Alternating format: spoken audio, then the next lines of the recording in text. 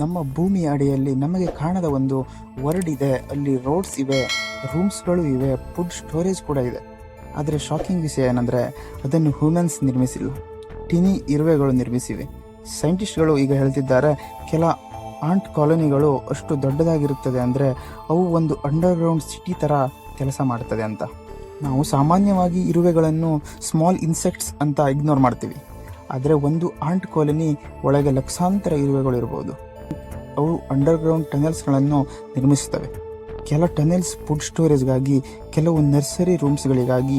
ಇನ್ನೂ ಶಾಕಿಂಗ್ ವಿಷಯ ಏನಂದರೆ ಅವು ವೆಂಟಿಲೇಷನ್ ಸಿಸ್ಟಮ್ ಕೂಡ ಮಾಡ್ತವೆ, ಅಂದರೆ ಫ್ರೆಶ್ ಏರ್ ಕಾಲೋನಿ ಒಳಗೆ ಸರ್ಕ್ಯುಲೇಟ್ ಆಗುವಂಥ ಸ್ಟ್ರಕ್ಚರ್ ಬಿಲ್ಡ್ ಮಾಡ್ತವೆ. ಸೈಂಟಿಸ್ಟ್ ಹೇಳೋದು ಏನಂದರೆ ಕೆಲ ಆಂಟ್ ಕಾಲೋನೀಸ್ ಇಯರ್ ಅಲ್ಲ ಡಿಕೇಡ್ಗಳವರೆಗೆ ಸರ್ವೈವ್ ಆಗ್ತವೆ ಅಂತ. ಪ್ರತಿ ಕಾಲೋನಿಯ ಸೆಂಟರ್ನಲ್ಲಿ ಇರುವುದು ಕ್ವೀನ್ ಆಂಟ್.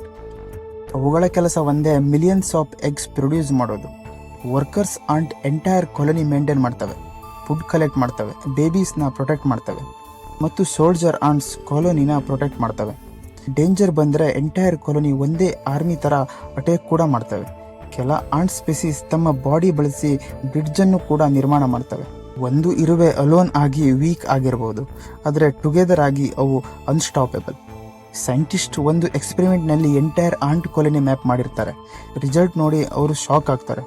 ಕೆಲ ಕಾಲೋನಿ ಸಾವಿರಾರು ಇಂಟರ್ ಕನೆಕ್ಟೆಡ್ ಟನೆಲ್ಸ್ ಅನ್ನು ಹೊಂದಿರ್ತವೆ, ಒಂದು ಅಂಡರ್ಗ್ರೌಂಡ್ ಸಿವಿಲೈಸೇಷನ್ ಥರ.